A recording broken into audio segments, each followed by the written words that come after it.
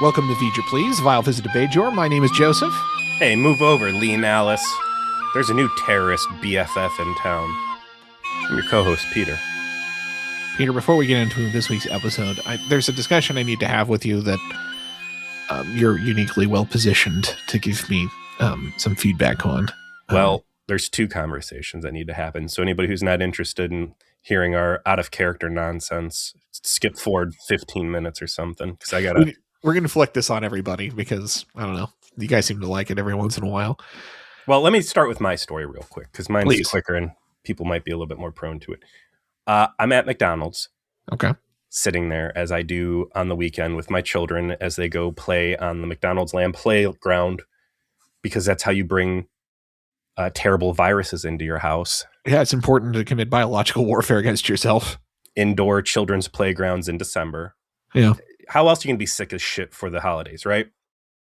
So they're playing on the playground, and I'm sitting at the table telling myself not to eat all these goddamn French fries. My daughter comes in, my oldest, and she sits down, and she looks at me, and she goes, and she's like, she's an 8-year-old. She's like, hey, and she, because I'm a bad parent, I let her on fucking YouTube Kids and the level of hell that is.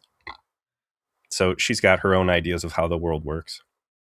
She goes, Daddy, you know how you listen to all that stuff in the car with you and that other guy talking for quality control? Because I listen to the podcast usually with them in there, and they're certainly familiar with my colorful language. I was like, yeah, I know about that. And she's like, well, you like basically you could just put those on YouTube and you could have like a YouTube channel. And I'm like, well, they are on YouTube. I do have a YouTube channel, as a matter of fact. And she gives me this look that I have never seen out of any child's face, let alone mine. And it's this like sudden deep interest. And she's like, really? Well, how do you have so many? I was like, well, when we're doing the podcast in the basement, that's what we're doing, is recording these things. And she's like, does anybody listen to it? I'm like, yeah. She's like, well, how many? I'm like, I don't know, like maybe 500 people. And she gives me this other look, and it's this look of disbelief and deep level of being impressed and pride and just bewilderment. And it cut right through me. I'm like, oh my God, my 8-year-old giving a shit that people are listening to me on the internet. Like, is this what fame feels like as your child? Showing... She's a good girl. There's no disrespect. It's not like she back talks. Like, I get hugged. We are in a very lovey-dovey phase of life, right? So this isn't some wretched little 14-year-old that hates my guts and thinks I'm the worst person. But like, even her in her most lovely state being that thoroughly impressed with this microcosm of fame. Well, why would they listen to you? And I'm like, listen, there's just people out there that care about very old TV shows that old men are listening to and talking about Star Trek. And she ran back off the playground. So impressed and proud. And I was like, oh, but still my heart. Oh, that's great. I'm going to have to rub this in my wife's face. My 8-year-old's proud of me. What it's all about was this moment right here. Oh, that's excellent. That's excellent. You know, now she... now that you've had this moment when she is that bratty 14-year-old, you can hold it close to your heart to keep the resentment at bay. And also 8 years old, like you don't really understand big numbers to like a thorough degree. So, you know, 200 to 500 people or whatever are listening to us. I mean, I'm basically Mr. Beast right now, right? As far as she's concerned, that's quite a few. Yeah. Speaking of big numbers. Yeah. Holy crap. My Christmas tradition kind of is that, you know, when I buy my Christmas gifts for myself, as I like to, you know, squirrel money away over the year, and you're like, okay, you know, time to do some things that are more wants than needs. That's just the pattern I'm in, because that's what I do professionally too, is manage resources like that. I typically spend money on my computer setup. I'm not exactly the most hardcore gamer these days, like I used to be, but now, like, I think the game I have the most playtime on Steam this year is a gacha game that I play while I'm literally editing the podcast, which is like, I used to do World of Warcraft with that because it was just like something you could play that's a little mindless, and while I can just listen to the show and like go back through it over and over again. But I do like to have a nice rig for like the times that I do indulge in playing stuff that's a little bit more cutting edge, and I just like my computer to be fast and responsive. And so I was like, oh, I need to get some more RAM. I need to consider maybe buying. Do I need to get a new GPU or not? Do I need to buy some hard drive space? Expand my storage. A holy sweet mother of Jesus! Was that an unpleasant experience to go through? I will say that your luck has been terrible, and you've made some purchases that I think are wretched. What video card are you using right now?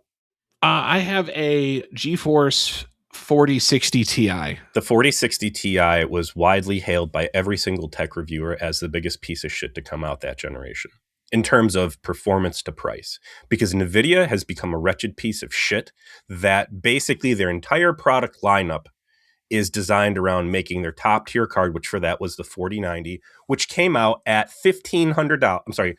Yeah, $1,500. And that top spot, by the way, used to be like $700-800, right? Right. No, I remember. 30, I can't remember if this was the 3080 or the 3090. The 2080 used to be the top tier.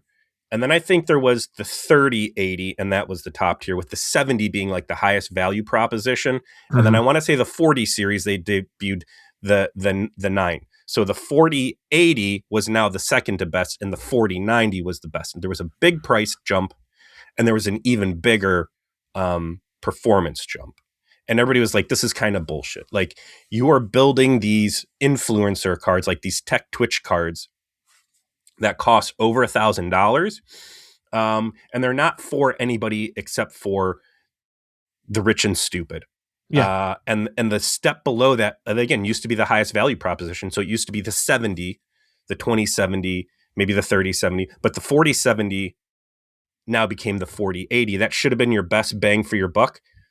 It is close enough in price that you might as well go up to the 90, because the specs on the step below were fucking trash. And that's like the entire setup, right? Mm-hmm.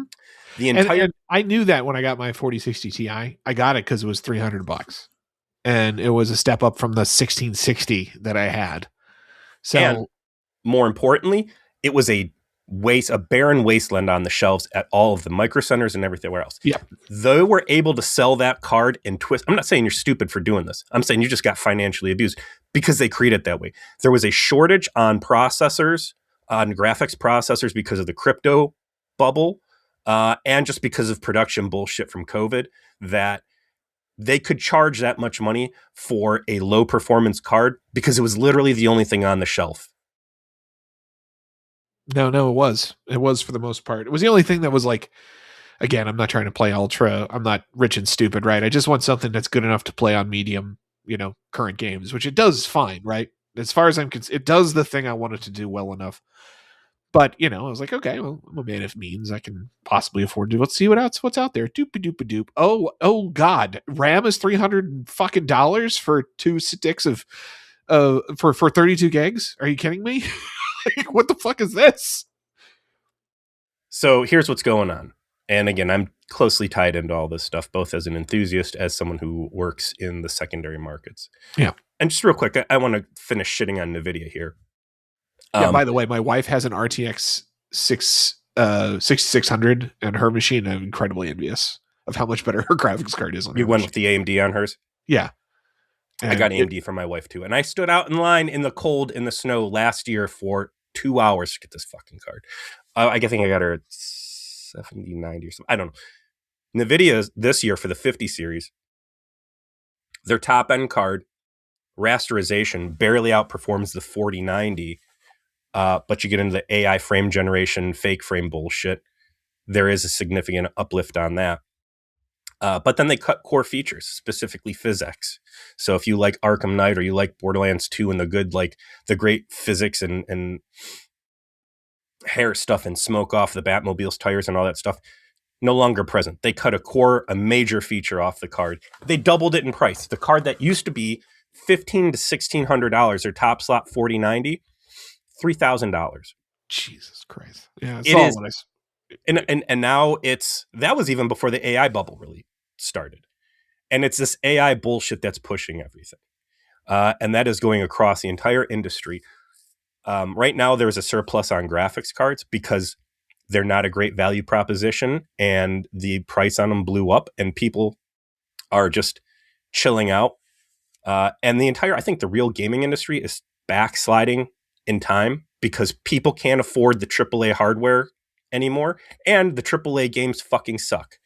Yeah, it takes me back to when I was in high school when performance computing was definitely a very expensive hobby to be in. Um, I was lucky in that we had basically a redneck computer whiz that was in my high school class who he was just this one of a kind of guy who could get his hands at 18 years old or 17 years old on like bulk different parts and would put together machines for people using like old towers from decommissioned work desktops from some company in Indiana or something. So he built like he got a bunch of these AMD Duron chips back in the day, if you remember those. It Yep. was like the Celeron. Athlons and Durons, yeah. Yeah. And so he like built machines for all of us at a relatively low cost. And like I had some like fucking GeForce 2 in there or something like that. And I brought a bunch of broke high schoolers with part-time jobs that all, liked PC gaming. So we got by with what we got by with. I remember like, it was back then $1,000 proposition, which was even more money in real terms, to have a top of the line computer. And then, the market for that was niche and the application of it was also niche, right? Diminishing returns too, because the difference between medium graphics and high graphics was not that big. Correct. And so it just feels like like you said, we're kind of backsliding back into that era where the pinnacle PC gaming, which was actually pretty easy to obtain from like 2010 to 2017, I want to say like it was pretty cheap to have a top of the line machine with a top of the line graphics card relative to its actual cost previously, so that you could play cutting edge. Now that is becoming again like a more expensive proposition than it could possibly be worth. People are talking themselves out of the need for high 4K gaming is bullshit. You don't need to do it. 1080 is perfectly fine for most people. Medium settings do look good enough. And we had talked ourselves as a public into wanting the best. And now that's having to step back from that because people can't afford it. And also, again, AAA gaming fucking sucks. Yeah. You've got, what's the last AAA game that was really super well received after Cyberpunk? I mean, none this year. If we're you look at honest. the indie studios and what they're putting out with like pixely ass graphics or whatever, Hollow Knight, Vampire Survivors. This is stuff that runs on Walmart PCs and it runs well, and it sells like crazy. The last two games of the year, or not, I don't know, even the last two, but two of the last three. Baldur's Gate 3 runs on potatoes. It's got a big install base. You need a big hard drive, but like performance wise, it'll run on anything. And then Clair Obscura is, I mean, if you've got a nice machine and you can bust it out on higher performance, certainly you get some visual, but it looks good on mid-tier machines just fine. I think Baldur's Gate's probably the last big AAA game that came out at a AAA price point that really knocked it out of the fucking park. And, had the graphics overhead there that if you want to run it with bleeding edge shit, it looks great. But big stuff flopping all over the place. Outlaws really stands out. Oh god, yeah. Anything from Ubisoft over the last year. They did Assassin's Creed Shadows. It was terrible. Ghost of Yotai came out on PlayStation 5. No one cared. The whole AAA industry looks like it's in the fucking sewer. The AAA graphics requirements are not pushing people to get the big hardware because they're failing. This Battlefield fucking shit the bed. Anyways, so the games industry is fucked. It's hard for people to get stuff, and then it's this AI thing. What you're talking about, RAM specifically, is, I think, criminal. RAM across the board is just blowing up in price. A RAM kit that cost $50 last year during Black Friday, exactly what you said, they're $250 this year. And it's going to get worse. At work, we deal with a lot of computer scrap. The price we are making off of scrap RAM right now because of gold pricing and because of the reuse market, blowing the fuck up.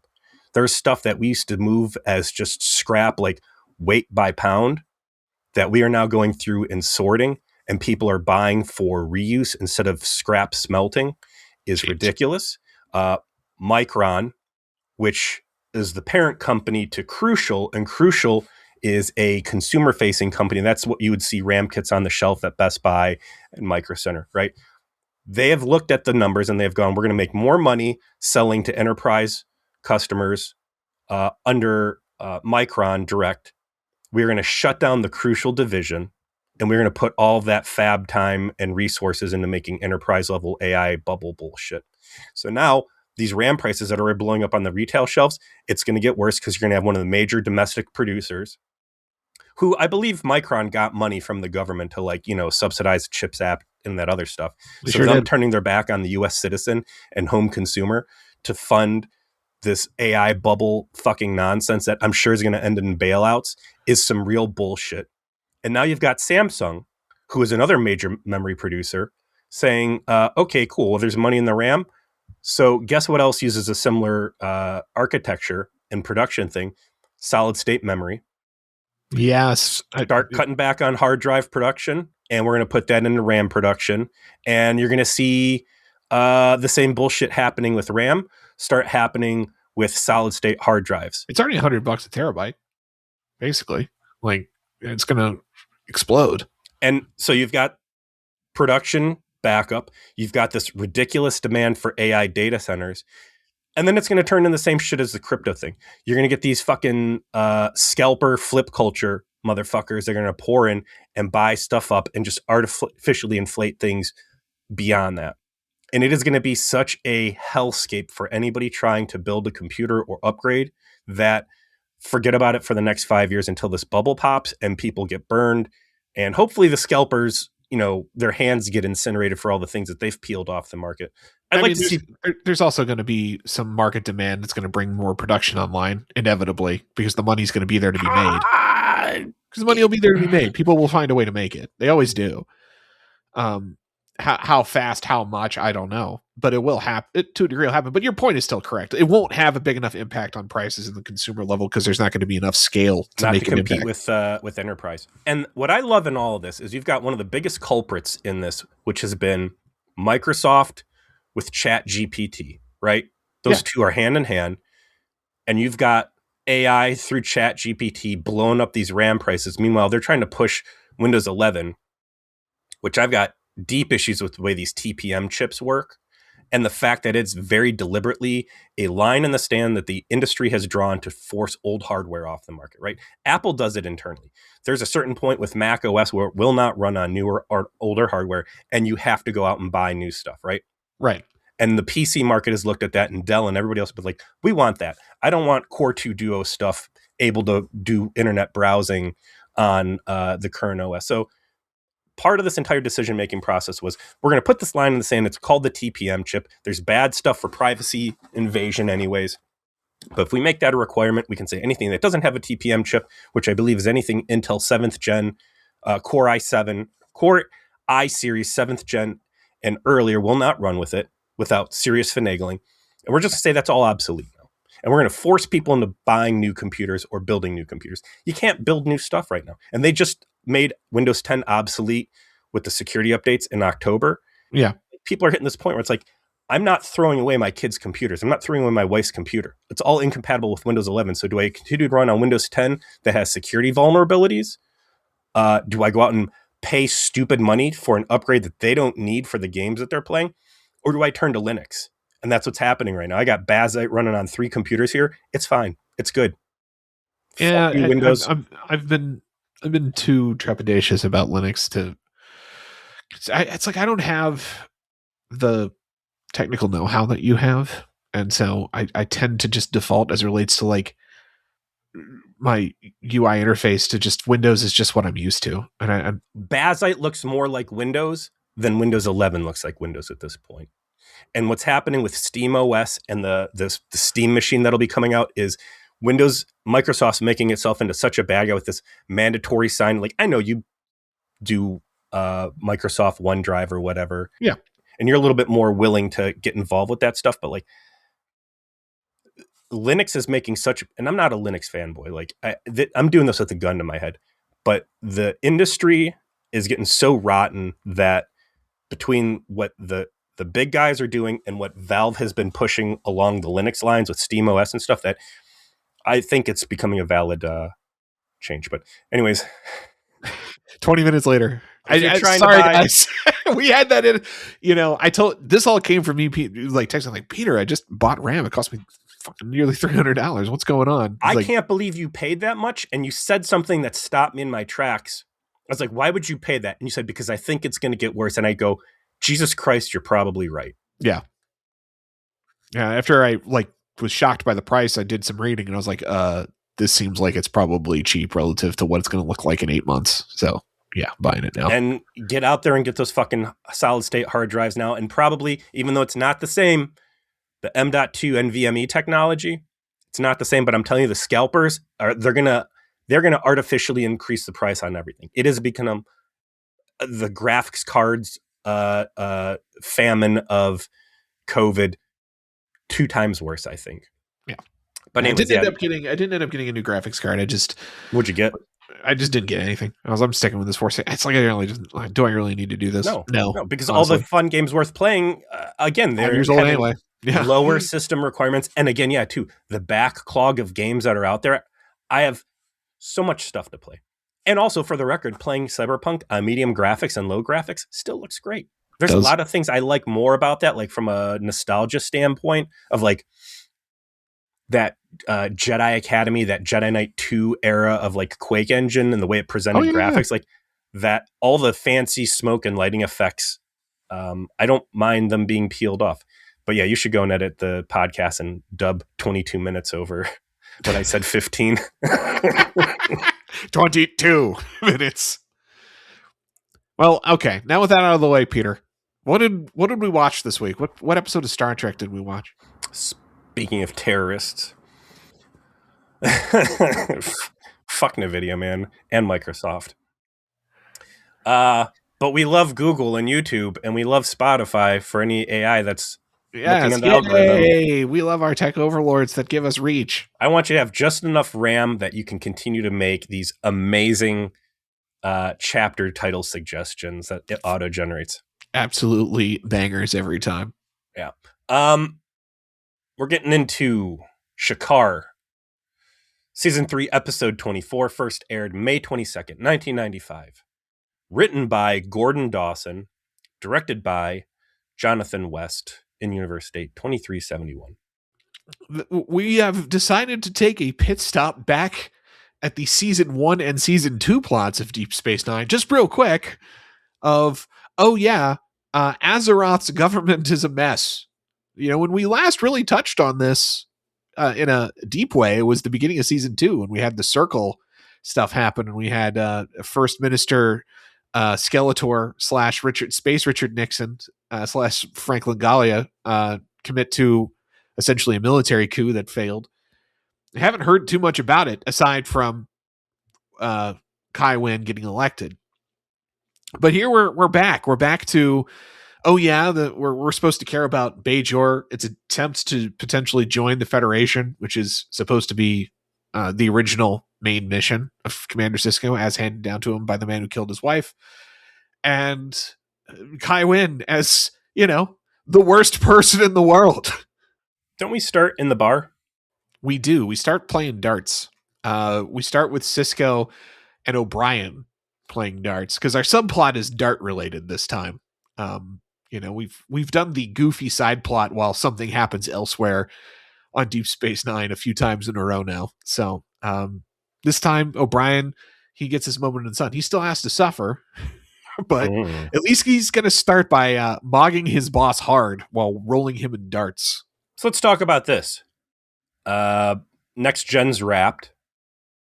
Voyager's out there. Deep Space Nine's out there.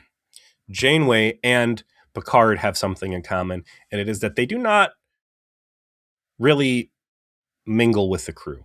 Correct. It's especially Picard. And that was the big part for the story in a lot of ways of the All Good Things series finale was Picard finally sitting down at the poker table.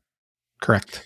And that was a big part for Janeway in, deciding that she can't just be the captain. She has to be more. She has to get involved. Seeing Cisco just palling around with O'Brien, do you feel that this is warranted? I mean, is there anything that would make you think that he wasn't doing this before and that this is out of place, or do you think this all fits? This fits. I mean, we're talking about the same group of people who were all kind of conspiring to give this man a love life last week. True. There isn't a ton of Federation officers on the station, as we have discussed, right? We've got mostly a Bajoran staff with Federation management. There's more, as we have slowly started to see and unveil. I mean, the Defiant is there. There's a Federation security presence that's separate from Odo's staff with Eddington. But it's still a pretty small, close-knit group of dudes that are stuck way the fuck out here in an increasingly dangerous assignment. They're all going to get to know each other better as a consequence than you would on a ship with 1,000 people. They were all Federation officers. That didn't mean Picard was interacting with any of those 1,000. He still kept to himself. But Cisco has just asked for the majority of the station to defy direct admiral orders and go off into the Delta Quadrant on a suicide mission to try to save Odo. And they did. He's making big asks out of these people. They don't touch this at all. But in my headcanon, there had to be a moment where Cisco's like, I have to be out on the floor with these guys. Yeah. I'm making abnormal asks. There is big problems down the line, and this needs to be family. We're not doing the Captain Pike, hey, everybody come to my quarters, I'm going to cook dinner. I mean, Jadzia came by, but I feel like the people on the station have gone through much worse experiences than people on the Enterprise have, and sometimes on his requirements. So, I don't know. Them posing him as an anti-Picard, maybe not intentionally, maybe intentionally. I think it was intentionally season 1. I mean, we're talking about the same guy who was the very first episode is personally clearing debris off the promenade, getting his hands dirty. I mean, he's positioned himself. He's also lower ranked, right? He's a commander. He's not a captain. It makes a difference in terms of his ability to be a common man in a lot of ways and relate to the people under his command. And I do think the relative small amount of Federation officers that he has to work with matters a lot here too. He's just, they really made the point with the Q episode, if I recall, of I'm not Picard because I'm punching you, Q, right? Mm-hmm. Trying to put a little exclamation point on it. But to your point, right? They've positioned him as the anti-Picard of this is a man who needed not to be pushed into playing cards with the boys, right? He needs to be tight with these people because they are going to be on the raggedy edge, possibly with a lot of guns pointed at them. And they better like each other and they better be willing to work with each other and do some real shit. And let's be frank, let's be real. I think this probably applies the same to our European listeners as Americans and everything else. When you get in a fist fight with people, right? Yeah. In the wake of that fist fight, the people that were on your side, it draws you in closer. And if there's one thing that Ben Sisko has had no shortage of over the past 3 seasons, it has been fist fights. Indeed. O'Brien specifically, he was stuck in a fucking plantation slave colony, right? Correct. And also in the bowels of the ship, trying to prevent it from blowing up when we were suffering through Gul Dukat's constant monologues. He has spilled a lot of blood with his hands, with O'Brien specifically, as a teammate. That, I mean, I think with real world dude math, this absolutely makes sense. Absolutely. And when you think about it, the 2 women characters on the show read as dudes in that math quite easily because Kira is a former terrorist with a lot of blood on her hands and a willingness to throw said hands, albeit not successfully, against hookers. And then Jadzia, was a man last time Cisco met, and that's still kind of part of their relationship. Yeah. And again, I think that's why bringing Lita in is... Yeah, it gives you that softer edge when you got 2 female characters. Don't necessarily bring that automatically. Starts bringing some more of that feminine voice in. They have this whole discussion because O'Brien's just throwing bullseye after bullseye against some... Wasn't Vulcan, what was it? Bashir he's playing against? No, he's playing against Cisco because Cisco Yeah, tries he's to playing bump. against Cisco in the opening. He plays against the Vulcan later. I'm like, oh my god, man, you are abnormally lucky right now. There's going to be no discussion of the luck probability generators from what was From the episode? Rivals? Yeah. Yeah, Rivals. Like, come on, bring this fucking episode. Like, you did it. You guys know you did it. Just say it. It's just so many much more continuity worth visiting, which they do here. Just not the luck probability machines that were mercifully killed. After the whole subplot here is that O'Brien's in the zone. He can't lose, and he's explaining the nature of the zone to all of the aliens like Quark and that sort of thing. Cisco is kind of amused by O'Brien enjoying his moment and kind of leaves to let him do it. Because he's called up to ops. We don't see the conversation, but Jadzia calls him up, and then he comes back down into Kira's quarters. Kira has got a fire hazard going in her off, like she's, gonna set these things up in a mess hall and start making Leola root stew anytime. But it's actually obviously a religious setup. Again, like we're the Bajoran religion has a lot of like old Bronze Agey feeling ritual to it. So like a kind of like big censer that's got this fire in it as a sort of tool of remembrance that is reminiscent of both some Catholic traditions and lighting candles for the departed. Jewish tradition has a similar element to it.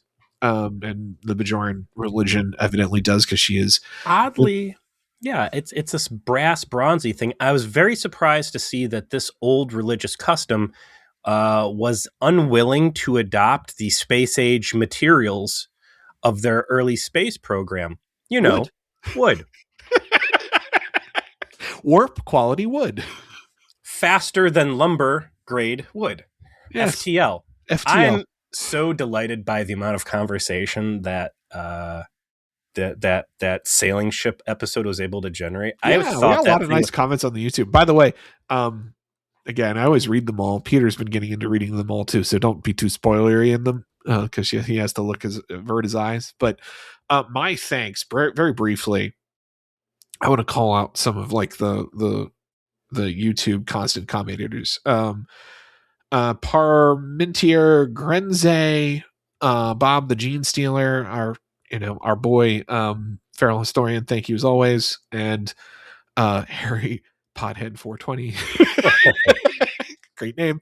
There's many others. We appreciate everybody that has been commenting and liking and pushing us on YouTube. And your engagement there is always very fun to read.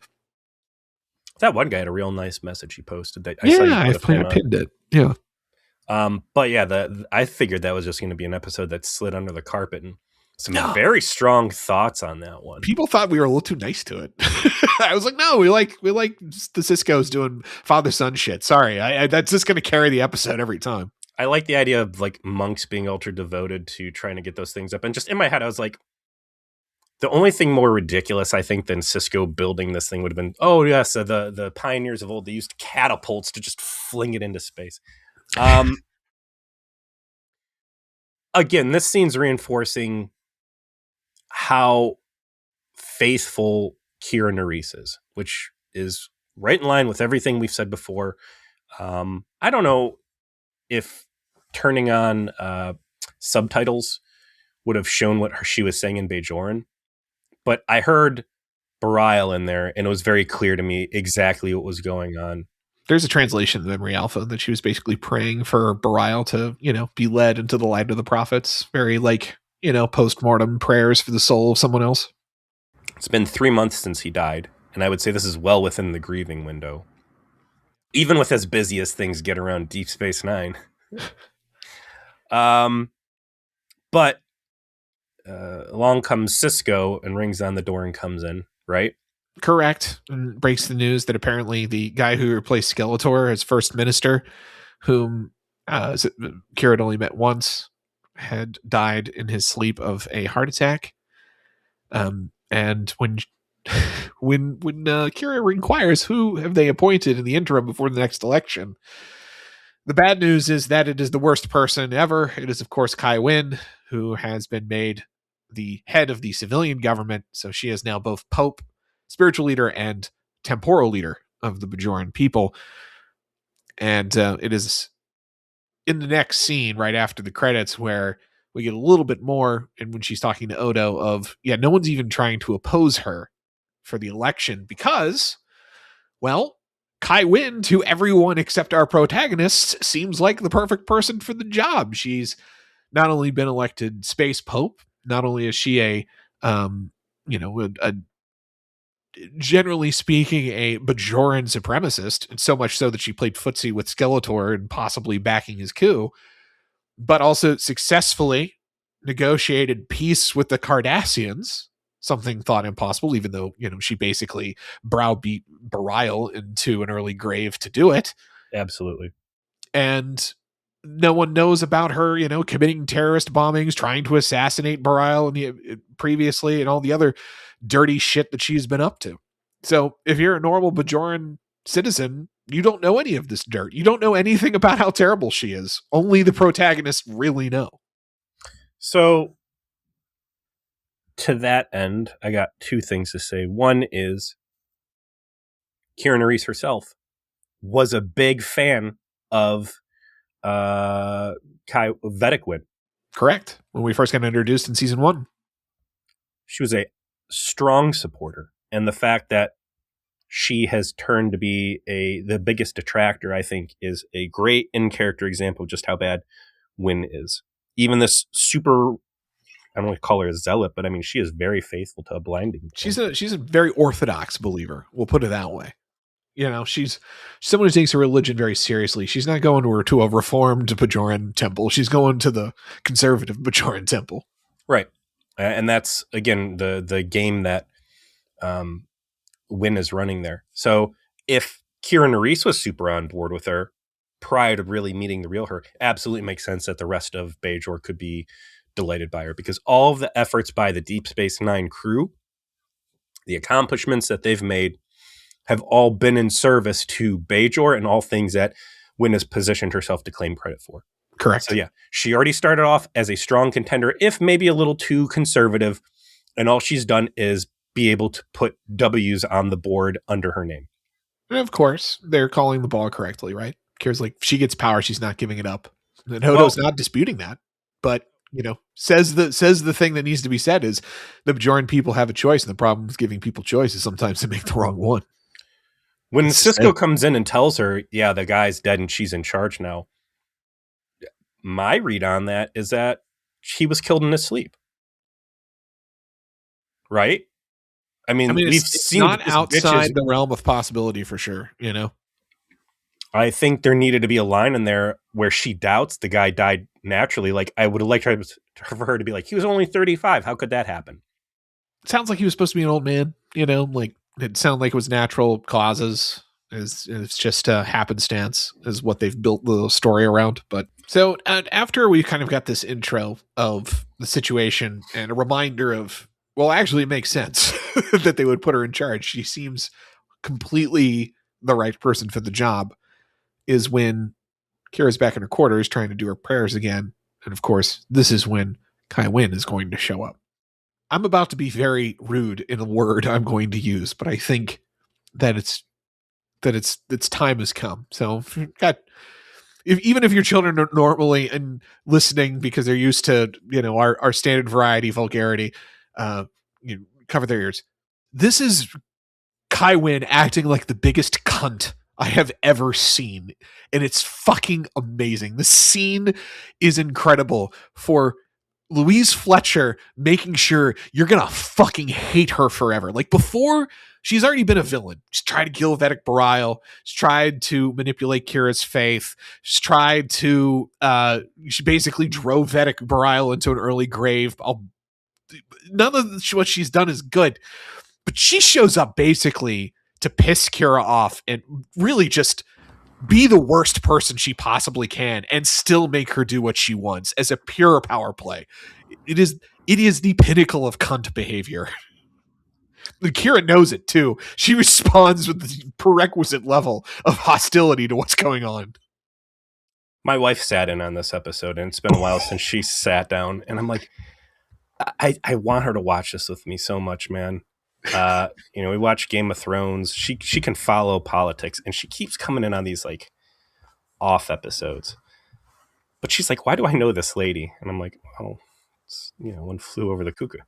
And just the deep delight that she took in, she's like, she went from like award winning with Jack Nicholson, and now she's here on this space TV show wearing a kooky hat with stuff on her face, and I'm like, dude, when I tell you this is like one of the biggest characters that has like the most visibility, and like this was not a mistake for her career. She's like, yeah, but still, I'm like, I know. What do you think? So she comes in, hey, child this, child that, child please. Yeah, like being purposefully insulting towards Kira and her remembrance of Belial, and just cutting her down as much before she even makes the ask of what she fucking wants her to do, right? It's just a pure dominance maneuver on her part. I'm going to show up. I'm going to be unannounced. I'm going to make it clear your boss doesn't know I'm here because I'm here to talk to you because I'm actually your boss now. Remember? I'm in charge of the government. That means I'm in charge of you, which means I can obligate you to do things, and I can just talk shit to you now.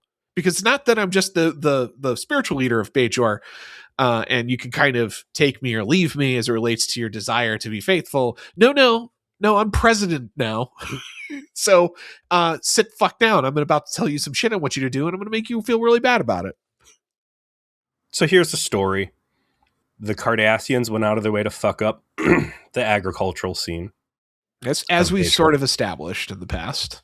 Perhaps this is the first we've ever seen evidence of on camera. Correct.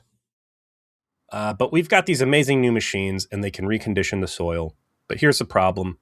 We need those machines moved over to this other area where we can start to develop crops for intergalactic transport. And that's great for a variety of reasons. But the people they're currently with don't want to give them up. And I want you to go down and to inform them. I want you to get the stuff back. And I'm seemingly picking you because you have pre-existing relationships with these people of a very close. Speaking of dude math and the number of fights under your belt being the level of bro you are, I want you to spearhead this. What do you think the true motivations are here? One, there's the possibility that Kira Nerys will succeed and she will get what she wants, because I think Kai Winn, ultimately, while she is a bad person, she is evil. Her desire to uplift Bajor and its power and its prestige is true. It is her goal. Her goal is to get these exports going so that she can increase trade. Like, I think that's her level one desire. And if she were able to accomplish that, because Kira just goes in and be like, hey, cough them up, and they just do, it gives her the preservation of her power, that she was able to leverage this relationship in such a way and make everyone do what she wants, which is fine. They have kowtowed in their own way. But I think she finds it likely that that's not going to occur. And if it does, it gives her an excuse to eliminate an effective force that could potentially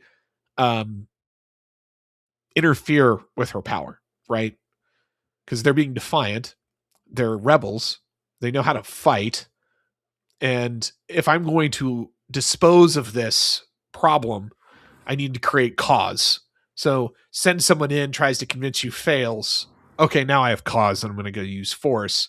And maybe I can sucker Kira, who I don't fucking like, but is also in this catbird seat I can't interrupt because she's boys with the emissary, and I don't want to mess with that. But so if I can get her, implicated in a criminal conspiracy to rebel against the Bajoran government, then I can finally be rid of her. And that was my question. Is she doing this out of sadism? Which I don't think Kai Winn is. I don't think it's totally sadism. It's a more practical version of villainy, right? Like, she's got a goal, she's trying to achieve it, and if she doesn't succeed, she'll use the failure to her advantage to get rid of obstacles by force. It all lines up to be a great option for her. She just makes the classic mistake of not understanding that these are the main characters, and 9 times out of 10, yeah, they are going to win. despite everything being stacked in your favor, she needs us to go back and look at what happened with the Romulans trying to blow up Deep Space Nine and read the part of the report where only because Miles O'Brien suddenly manifested the ability to time travel 3 hours into the future were they able to cheat their way out of death.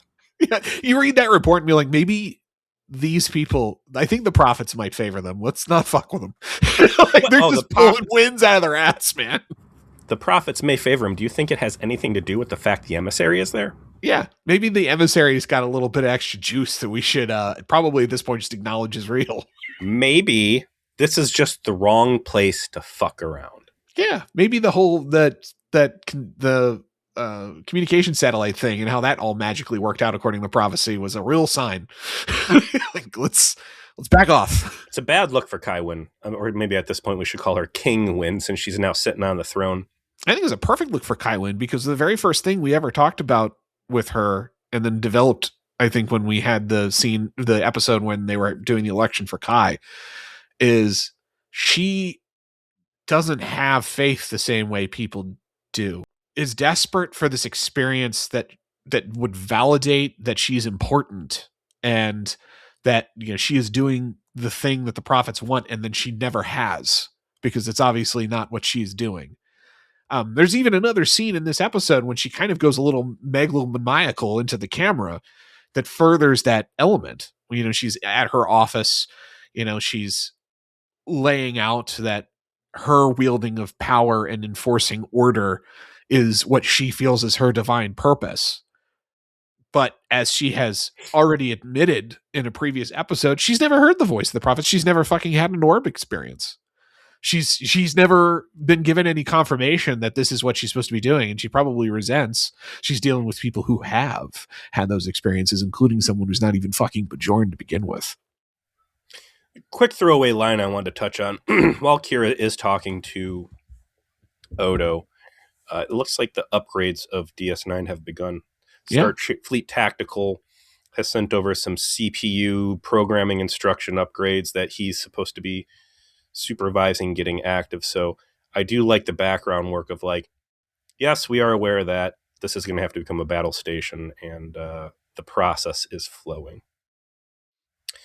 Kira also openly blames Winn for the death of Belial, which absolutely is the case, but her open face calling her on it is a nice new chapter in a series of Kira Nerys saying, I know exactly what you are. I know that you are a would-be assassin. I know that you're a user. I know that you're an abuser, and we are not friendly.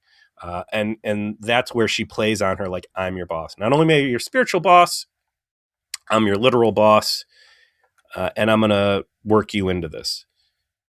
It takes the form of her heading down to Azeroth and meeting up with her old terrorist boss. So the Shakaar resistance cell is what she was a part of. She goes back to her home province, is where that cell was active, and to meet with Shakaar himself, the man who was in charge. If he looks familiar, if this actor looks familiar, you probably recognize him as the hot Victorian ghost that Beverly Crusher has sex with in TNG. Same actor, played by Duncan Rager. Very dashing gentleman. Oh, you know, sort of pulls together that sort of what's the right way? He's got some grit, but you know, he feels like he's a masculine man who can do things. Great hair for a terrorist. Yes. He's almost got Pike hair. Almost. They didn't have that strength of hair gel back in the 90s.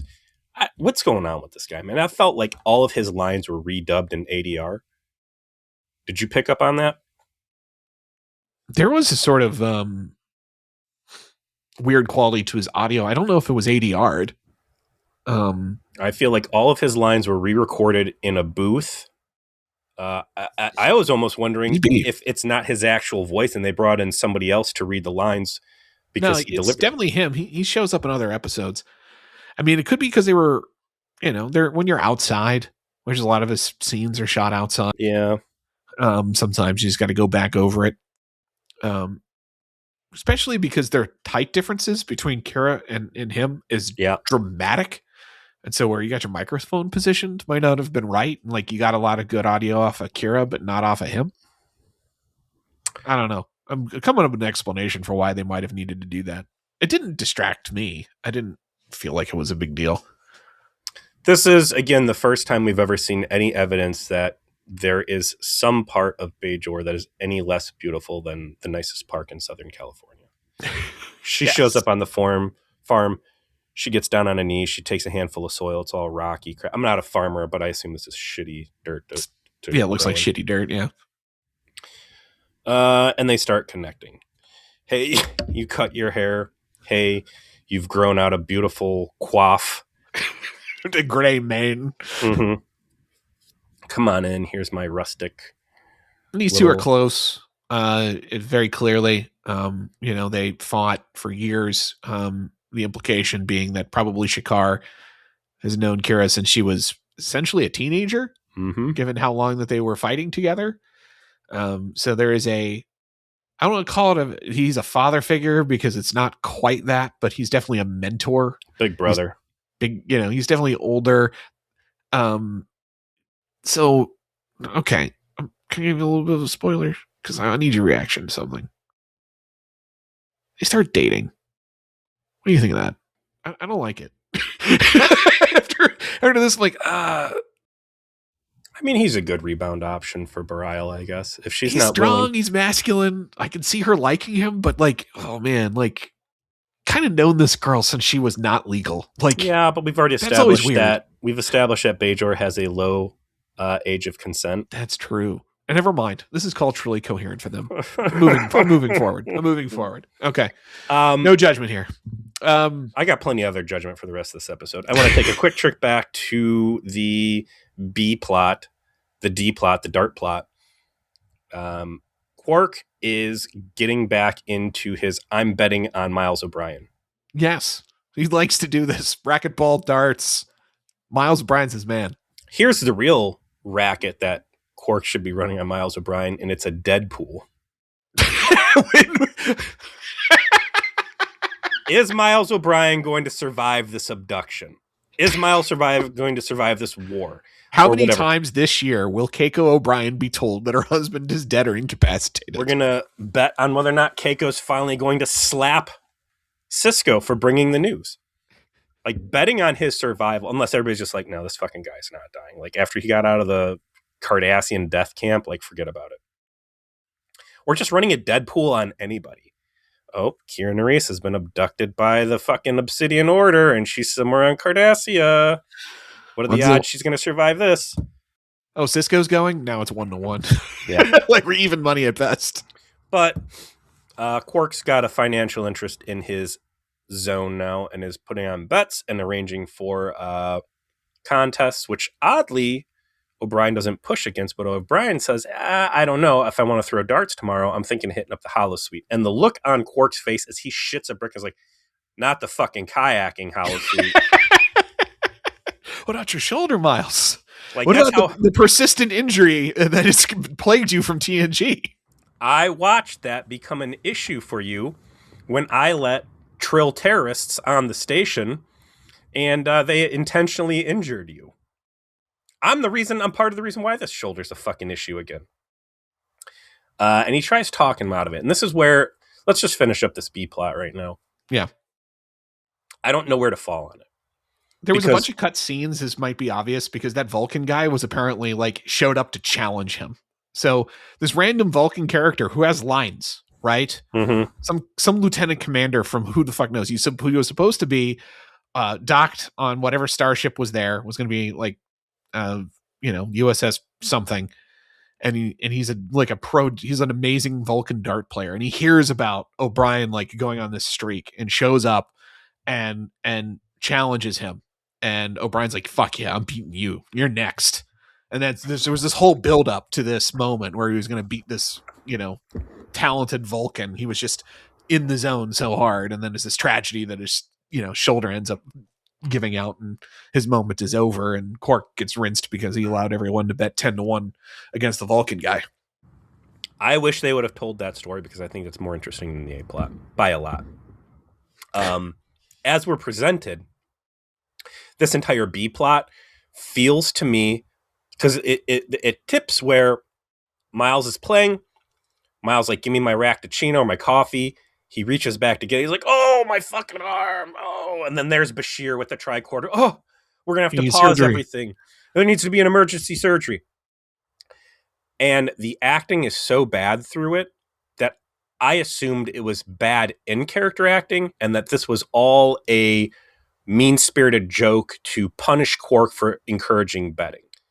Because they already went through this with the racquetball to the point where Quark poisons Julian Bashir to try and like throw the game. So they should already have like bad feelings about assisting Quark in betting at their expense. Oh, yeah. But I mean, didn't that all read as like overly hokey and fake to you and staged? Oh, no, I agree. Like somehow like this, you could have done the version of the Dart plot that works best to me is Jed's, they're discomforted by the fact that Quark is starting a betting pool. They remember he did this in racquetball. It was very annoying. And then Jadzia like pops her head up and is like, I have a fucking idea, boys. We're gonna hack Quark's head onto a holodeck character that the Vulcan's gonna try to sleep with, and it's gonna be so funny. Like, I'm here to cause problems. My name's Jadzia Dax. It turns out there's this Vulcan on this ship. I know he loves playing darts. We'll sucker Quark into setting up this ridiculous matchup where everyone's going to bet on O'Brien and the shoulder's going to give out and we'll fuck him up. Like, it's exactly a Jadzia Dax plot. And yeah, especially with him being like, I want to do kayaking and Quark trying to manipulate him. Like, that's how you get O'Brien pissed off as you try to play him, right? And it's how you get Jadzia into the episode, which he otherwise is essentially not in. And in a way that makes sense to her impish demeanor of like fucking with things because she enjoys it. And so had they gone Quark. Yeah. So had they gone all the way with the intended plot, which was the Dart Pro coming off the USS whatever. Right. And this being a Miles must suffer both in terms of ego and a lost moment and physical injury. Like that would have been good. And them setting up Quark to fail would have been good. But as delivered, I think it's shitty. And I think the bad acting is just way too distracting and leaves me very unfulfilled with that plot. So, yeah. Anyway, back to the main plot. It's like, bro, do you like recurring characters? We've got more to meet, not just Shakaar. We've got 2 more of the local terrorist gang. A couple question mark, or at least they read as a couple. Lupraza and Furl, and they, Furl has only one arm. Has quite a little story about how he lost it. Rescuing the rest of the resistance shell from an interrogation center and chose not to replace it because he prayed for the strength from the prophets to do so. And he promised his life and they only took his arm and he finds it ungrateful. It's actually a pretty nice moment. And get a real flavor for this is like a group of people who have been through life and death together. They're as tight as it gets. Speaking as tight as it gets, that low cut top she's wearing, cougar thing going, She sure does. Again, I like the ongoing plot that Bajoran women tend to be redheads, at least out of this region. Yeah, this is Kira's home. This is where she's from. Like, this is her Ohio. Like she's culturally connected to this place, and frankly, it makes one thing about this episode make a lot of sense, and that is how she decides immediately to back her terrorist buddies without any thought. Like, okay, no, I believe that. So here's what's going on. They had this terrorist cell. It was very successful. This guy's very well known. All of them are kind of like these folksy heroes. And they've all gone swords to plowshares. This guy has always had this Tom Hanks Band of Brothers? Was that the movie he was in? Well, I used to be a teacher. I want to be a farmer. Sure. Makes sense that you get into farming, but he's brought the rest of the terrorist into this. Oh, you're thinking of Saving Private Ryan. And he reveals he's an English teacher. Okay, yeah. And this is what we're doing now is all of us probably heavily traumatized if what happens with Kira Nerys is any indication. Like, let's assume at this point that everybody's roughly on her same moral compass, right? They Yeah. were willing to do terrible things. Nobody wanted to do these things. And now they all have a lot of PTSD and guilt, probably. And what a great way to address that, but by going into farming and finding peace that way. And now it's this Rambo story of I just want to be left alone to do my thing. And here comes the man to jerk me around. The rest of the Terracell shows up. They're all doing the same thing. Nobody's really giving her shit about working for the man. And in fact, if anything, they're kind of proud of her for, being up there in space and doing Bajor proud. And I have to imagine word of her exploits are reaching things. It sounds like it. They gave that soft implication of like Kira's kind of become a big deal. Again, there's no resentment. It's no you work for the man. Their seizure of the soil reclamators is not. They were given a promise that they were going to be able to use them for a year. And it's Kai Winn who immediately reneged on that because she wants to use them for this project that she feels is going to have a greater EV for Bajor as a whole. So this dispute isn't the government is evil type of thing. It's like, no, you're going to live up to your expectations that we have set for you. The old guy who died in his sleep, he was cool with us. Yeah. This is good to go. This is her being a bitch. And this is all along the perfect lines of how she acts. You could have waited for Vedic Barile to heal up before renewing the Cardassian negotiations. You could have done it by yourself, but you wanted that absolute win for the maximum positive impact for your career. You could give these guys a year with the soil, but you want to start getting these international exports going. The intergalactic exports going right now for maximum bang for the buck for your career. And you do not care about the damage that is causing to other Bajorans. Especially Bajorans. Shakaar gives a pretty good voice to it too. Like to say, I don't care how the rest of the galaxy perceives us. I want us to be able to feed our own people. I want us to fix ourselves. I want us to, that should be our focus. My favorite scene out of this entire episode is what you already talked about. And it's the fat guy stating why he doesn't have an arm anymore. I was ready to die. I prayed for the support of the prophets because we are all truly faithful. They all got earrings, which is the tell. I got in, I got everybody back, and all it cost me was an arm. And getting a fake arm feels like backing out of a promise. It feels like I'm thumbing my nose at the gods, and I can't bring myself to do it. And he gets zero pushback from everybody. And I think he gets looks of genuine fucking respect out of everybody for it. Like all three of them look like this man is real. Like that is cool. You just said some cool shit. And that's cool shit that I think rings. It's not alien, right? That anybody I think can go through something bad and say, whether I'm faithful or not, I'm going to acknowledge that something happened here. And there'd at least be a trepidation of like, man, all of us have the fucking drank too much Goldschlagers and spent a morning throwing up gold flakes out of your nose, has prayed to God and said, please make this stop. I promise I'll never drink again. And there you are with some booze. The next time you're like, gosh. Do I tempt this fate? Yeah. Ugh, I'm going to end up back at the crossroads and it's not going to be pretty for me. The overall position that conversation puts them in is that we get more of that flavor of how the lived faith of the Bajoran religion reflects in like other kinds of personalities, right? This guy does not seem like the type that's necessarily like Kira, and that she's, almost, she's very following a lot of ritual and she kind of acts like a deacon actually in the Fascination episode. But this guy, he's just as faithful. It's just in his way of like, I asked for the strength to save you all. I was granted it. And the price that I paid was less than I was willing to, less than I offered. So that seems like I need to respect that happened. And it's not Pascal's bargain out here, right? Like they know the fucking wormhole is real. Like the prophets are real, right? So this is like a real actual group of beings that have real power that maybe I shouldn't piss them off, right? Like maybe they really did help me. This isn't them speculating about some unknown force. This is a real force, and it's really affects their lives. So just kind of move quickly through the rest of this plot. It's decided that they are not willing to give up these reclamators. They don't care about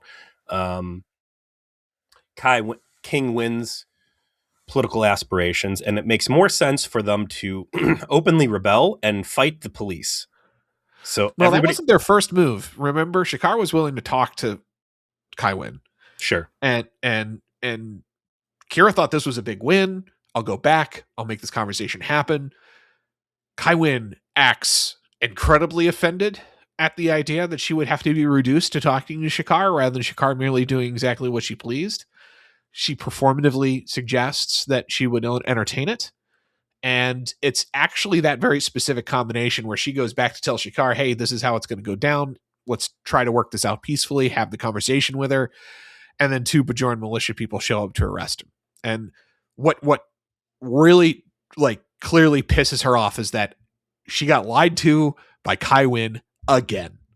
She's even says it like, this woman has lied to my face for the last fucking time. I am absolutely ready to throw hands. Let's fuck this bitch up. Like, I'm not having this anymore. She's not taking you from me, right? She already took Barial from me. She's not taking you from me. That's not happening. This is my home. You are my family. Let's go do this. One of my first of many complaints about this episode is that there is zero thought whatsoever to the Dominion War that is looming on the horizon. And that's all of these episodes are guilty of this exact same thing. Of something major just fucking happened.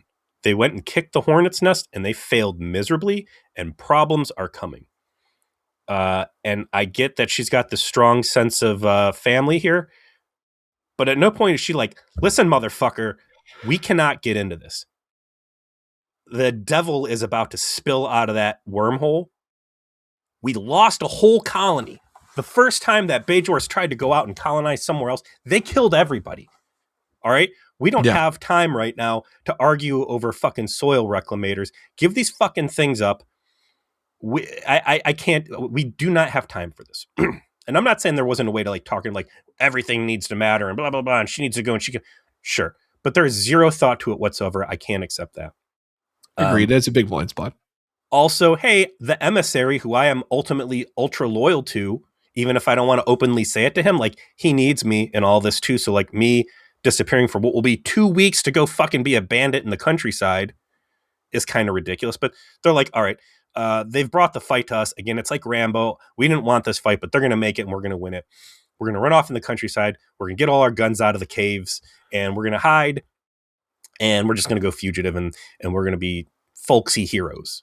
I do like that the patchwork nature of their weaponry. That they're just like, they're different guns from different species, probably because of the way that they smuggled them in over the course of years of rebellion. Units of Cardassian patrols that they have stolen from. They get out, they're hiding, it's fine. Finally, it's a push come to shove scenario where they're going to have to confront. Well, and there's an intermediary scene in between the banditry, and that is we get the 2 weeks have passed because Kai Winn has finally decided she needs to lower herself to having a conversation with Commander Sisko about it. So she avoided having had this conversation for weeks, trying to just get these people and failing. And eventually is like, okay, emissary, could you like maybe bring in actual like Federation people and just solve this real quick with your hypertech competency? Because I need the Federation to bail me out of my bad decisions. And Sisko just Ara farms Kai Winn's desperation of like, well, since you've called me here, I'm going to lecture you about all the bad decisions you've made. I'm going to point out you've made it all worse and that you are asking me to do something that is actually illegal, and I'm not going to help you. And by the way, I don't know anything. Kira hasn't taught me anything. I'm not trying to fucking find her ass because I know what this is all about. Because I fucking hate you too. You conducted terrorist bombings on my space station, tried to assassinate somebody. I know you're a fucking piece of shit, and I really don't want to have to work with you as it relates to you being in charge of the civilian government. So I'm really hoping you succeed. It's great. It's another entry into the canon into these two having the most layered and antagonistic conversations with each other, right? Like Sisko can't resort to overt threats and violence against this woman. It's always kind of steeped in this deep sort of chess matchy kind of back and forth that they have. They end up in this gulch They get a good look at who's hunting them. It's another war hero. Yes. There's a mutual respect between them. Did you recognize the man who played him? The guy who is hunting them? Is it the Ohio senator from Veep? It's actor John Doman, and he is most famous for playing Bill Rawls on The Wire, Major Rawls, then Colonel Rawls, then Commissioner Rawls. He was Carmine Falcone in Gotham. As far as like other nerd stuff, he is somebody who was actually a marketing executive who served in Nam. So it's probably why he's got a lot more of a real military bearing to him than most actors. And he sticks out a little bit in this episode because he's a little bit more. His back is straight. He's giving like orders like you would expect someone in that position, and you just kind of have everybody else wandering around cluelessly, like pointing their guns in random directions. It's very weird. Well, I never saw The Wire, but he's amazing in The Wire. He's incredible. There's what happens is they've got them dead to rights, and they can just ambush him and put everybody down. And Kira goes to pull the trigger, and not Lee Nassus goes to, I'm sorry, Shakaar goes to pull the trigger, and they just can't bring themselves to kill other Bajorans. And I think that's a cool moment of like, we've done terrible, terrible things. Nobody likes it. I'm not a murderer. I was a soldier. The Cardassians are different, but I've not spilled Bajoran blood. I'm not willing to spill Bajoran blood now, even at the cost of my own life. We're going to go down and parlay. And it's this cool moment of like, well, we're not just going to instantly arrest you because I'm smart enough to know you've probably got us surrounded and you're down here making a good faith effort. You could have wiped us all out. How are we going to hash this thing out? And that's and that's where like them connecting is like, I heard you pulled this stunt. Yeah. And then you pulled this stunt and rescued my brother. So we're going to have this conversation because we're real men who really did the real man shit for this. And I'm not really willing to throw hands with you if I don't have to. Not on Kai Winn's fucking orders. Yeah. And that's cool too, because now this is building a larger movement against her. She could have slid into presidency uncontested and instead she built her own defection, her own resistance. And all this has done over the past 2 weeks is allow that to surge and build folk heroes. So it ends with them going up and saying, all right, we give up on the reclamator things, but I'm going to be running against you in the elections now. And I assume he's going to win. So it's a little rushed, in my opinion. This is a lot happens off screen because they have the good conversation. They have the parlay. They decide to find a different path forward. And evidently in between that and when they show up at Kai Winn's office, apparently they have essentially initiated a soft military coup. Which Kai Winn calls out, right? Like, oh, it's a coup. Like, you all had conversations with all the Bajor military commanders, and no one's willing to arrest you anymore. And you're telling me that I'm not allowed to run for the office because if you do, you're going to tell everybody about how this happened. That I basically instigated this conflict over nothing, and then all of the military decided to just not arrest you. This episode didn't need a B plot. This episode needed all of the scenes they didn't show where the military revolts against Kai Winn. I'm going to start ranting here. Are you ready? Yeah, and right before you do it, all of the stuff where you have to get everyone in the station involved in the action could have been in clandestinely supporting and setting this up and helping Kira from behind the scenes without Kai Winn knowing. But go ahead and rant. I didn't even think about that part. Absolutely, Cisco should have been doing this stuff. Cisco knows she's got no intention of working with the Federation. Yeah. He absolutely should be invested in depowering this bitch. This is a shit episode, man. For two big reasons. Many other big reasons. First of all, and not the worst offender, we already had Lee Nassus, man. Yeah. Why did you kill this fucking guy off for stupid reasons? And why are you rebuilding him from scratch? Because they realized they killed him off for stupid reasons and needed that kind of character in place. They made a mistake in killing him off and decided the only way back was to do it again. So you're giving me retread on a folksy Bajoran war hero. And you're going to give me the retread on that in a retread of another fucking episode, which was Bajor wants to oil frack the farming colony. wherein Correct. Kira Nerys is dispatched by a government she has no faith in to tell a farmer who used to be some sort of a war hero that he needs to bend over and take it up the ass in the name of the government. We already did this. We bring that other fucking guy back. Make him be the one with the soil reclamators. Hey, he's relocated to here, and now we need to... You could have used that guy. I liked him. He was a good guy. And the Lee Nallis thing is, I think I said at the time when we were You reviewing did. those episodes, I've been waiting for it. yeah, like they decided they actually needed this and then and bought it back very awkwardly by introducing a character that makes sense, right? Like we've heard of Shakaar. We knew he was a big deal. He's in charge of resistance, so we know he has a history with Kira. I kind of want to know who the fuck this guy is anyway. But they're doing that because they realized, we made a real mistake in killing off the Lee Nallis guy. Let's go back to the farms again.